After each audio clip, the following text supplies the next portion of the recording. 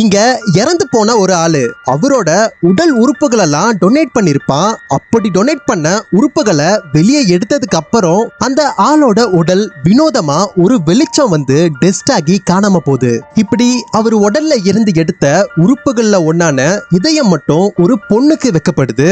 இப்படி அந்த பொண்ணுக்கு அந்த இதயம் கிடைச்சதுக்கு அப்புறம் ஏதோ சூப்பர் பவர் கிடைச்ச மாதிரி உணர்றா. அந்த பொண்ணுக்கு ஸ்கூலுக்கு டைம் ஆயிடுச்சுன்னு ஸ்லோப் மாதிரி இருக்க ஒரு ரோட்ல ஓட ஆரம்பிக்கிறா.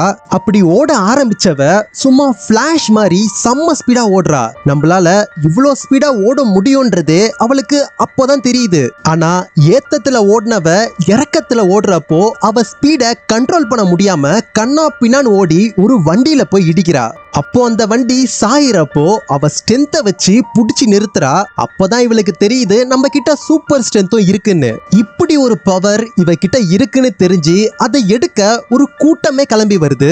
அப்போ அந்த பொண்ணை காப்பாத்த அவ அப்பா நான் கராத்தேல பிளாக் பெல்ட்டான்னு வந்து நிக்கிறாரு. ஆனா அவருக்கு சண்டையே போட தெரியாம அவரு முதுகுதான் புடிச்சுக்குது. இதனால அவர் அடிக்கிற டைம்ல அவரு பொண்ணு அவ சூப்பர் பவரை யூஸ் பண்ணி அடிச்சு பறக்க விடுறா.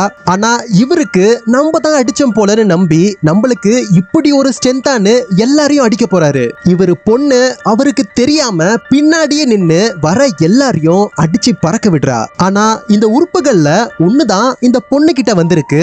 பேலன்ஸ் 5 உறுப்புகள் வெவ்வேறு ஆளுங்க கிட்ட போய் சேர்ந்து ஒவ்வொருத்தருக்கும் டிஃப்ரெண்டான பவர்ஸ் இருக்கு.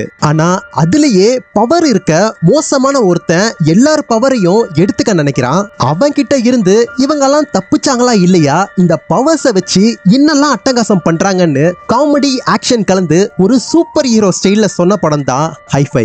இதே மாதிரி நிறைய மூவி ரிலேட்டட் ஸ்டோரிஸ்க்கு சப்ஸ்கிரைப் பண்ணி ஃபாலோ பண்ண மறந்துடாதீங்க.